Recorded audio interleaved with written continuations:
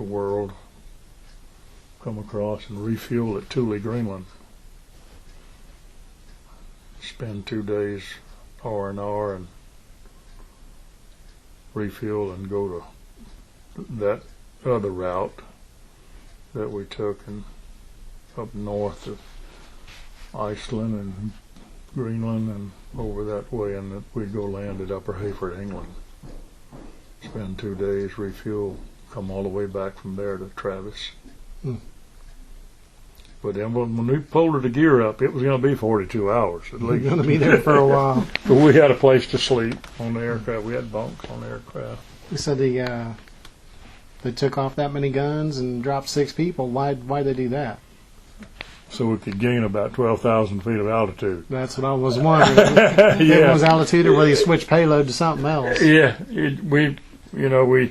we didn't add any. We took off a lot of weight is what we did, so we could go higher. Is why we didn't put on any more fuel. We still carried JP4 and aviation fuel, because those 4 jets we ran on jet fuel unless we ran out, and then we could burn avgas in them if we had to, but we couldn't burn that JP4 in them 4360 Pratt and Whitneys. You know, that had to be avgas. I think at that time it was 120 octane. How noisy was it in there? What? 40 hours of noise. Oh, 40 hours of noise. Somebody said, "Could you sleep with them things running?" I said, "Let me tell you, I could sleep like a baby with them things running. But if one of them if one of them missed the beat, that'd wake me up." Yeah. People would say, that crew would say, "You know, it's against Air Force regulations to sleep with the oxygen mask on." I said, "I know it. You don't know that I do you?" And they said, "We'll check on you." And they'd say, "Joe, you all right?" I'd say, "Watch that dilute of demand indicator." I said, "As long as it's flipping, that means I'm breathing." I said, "Don't wake me up as long as that little red flag is blinking." Yeah, that was a good experience. So you did that for the rest of the service, or? Well, I was scheduled to stay in service. They wanted me to stay, and they promised me that I'd get another rank, and that I'd get to go to flight school. I'd go to Officer Candidate School. I'd go to OCS and be an officer, but I'd probably be an officer as electronic operator. I said, "Well, but when can I go to flight school?" I said, "Well, the billets are getting better, so we think that you'll be able to go to flight school within a couple of years." And I told Betty Joe, I said, "I don't know about that." So we came home. I was in SAC. I'd gone to SAC evaluation. We had to go to SAC evaluation about every 2 years. We had to go to SAC survival school, which I did. I had to go to base survival school every year. I had to shoot skeet once a week. I hated to do that. Yeah. In fact, I'm about to tell you, some of the crew members with me, they didn't like to go shoot. So they'd give me their card, and I'd go shoot and get the card punched for them. And of course, the guy that ran the skeet range, Bill Stilley was my next door neighbor. Yeah. So he knew what I was doing. He said, "I don't care. All I got to do is get the cards punched." So I'd go out there and shoot skeet with him. But it's a good life, John, because they treated us like, not military, but like civilians. We worked 8 to 5 days a week, unless we had squadron duty. Of course, we had squadron duty because we were the select squadron, so we had to give check flights to the other aircraft crews. Didn't mind that, except some of them were kind of messed up, and I didn't feel comfortable riding with them, but I knew they were qualified. But but Betty Jo and I came home. Well, I say I had conditioning unit, which was 1 week it was just conditioning unit, calisthenics and stuff, and then 1 week a month I had to have judo, which was, I don't know if you know what judo is. Judo was the first thing before karate. It was judo. We had to go to judo school once a month. We had to go to conditioning unit once a week. We shot skeet once a week. We read a lot. They played cards a lot. The crew did. We'd go sit in the ready shack and play cards. I didn't play cards. I'd read. They played four deck something, which was popular then.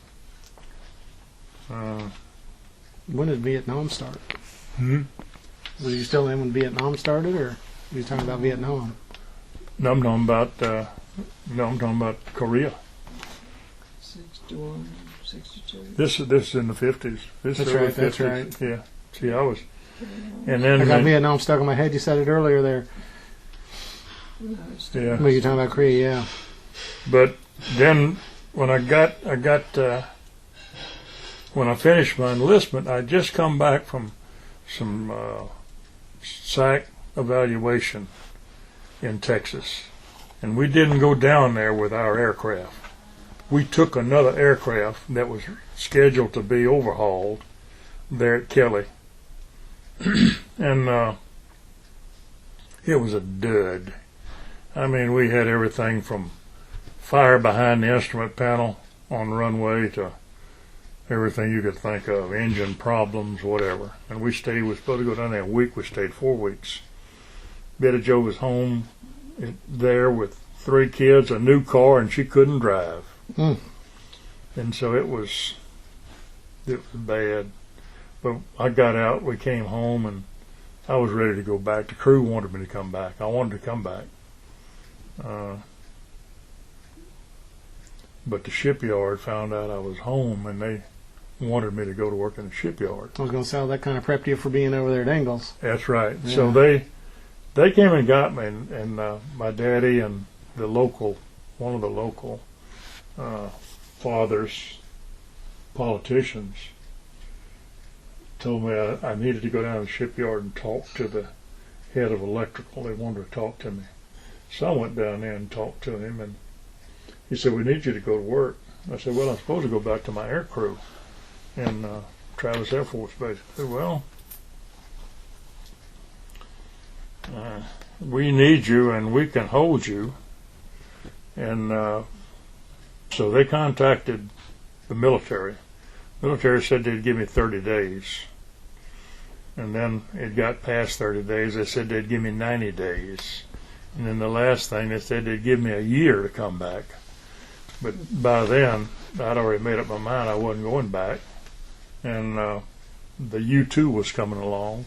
Some of those crews was being dropped. We were sure that ours wouldn't be dropped, but they were looking at new possibilities over in the Sea of Japan and Amchitka and those islands there that Russia had that they were doing the missile work on. They needed some scrutiny. And Betty Jo and I talked about it. I said, you know, a man with 3 kids don't need to be flying under those conditions. So I said, I'm going to stay. Well, what the shipyard needed me for, the shipyard was building AGB-4, USS Glacier, the largest icebreaker in the world at that time. We were building that right so far.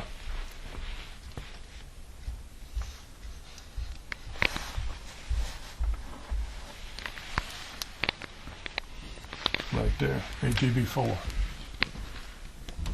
The shipyard was building that icebreaker, and it was for Admiral Byrd to go to the South Pole on. And they said, well, There's some things we need to talk to you about. Took me down there. It was electronic countermeasures. The same thing we had on the aircraft. They'd installed it on a ship. Nobody knew nothing about it. They couldn't even talk about it. They didn't even know. I said, oh yeah, I can do this. I can make it work. So I stayed with her. Ask them if they want a roast beef sandwich with you. Want to go get a roast beef sandwich? We can go up and get a roast beef sandwich. Come on. But anyway, so I stayed for that. And after that, and after that, and after that, and after that, and for 39 years later. This kept rolling over. I guess that, I know that aircraft ain't waiting on me out there because it went through the boneyard.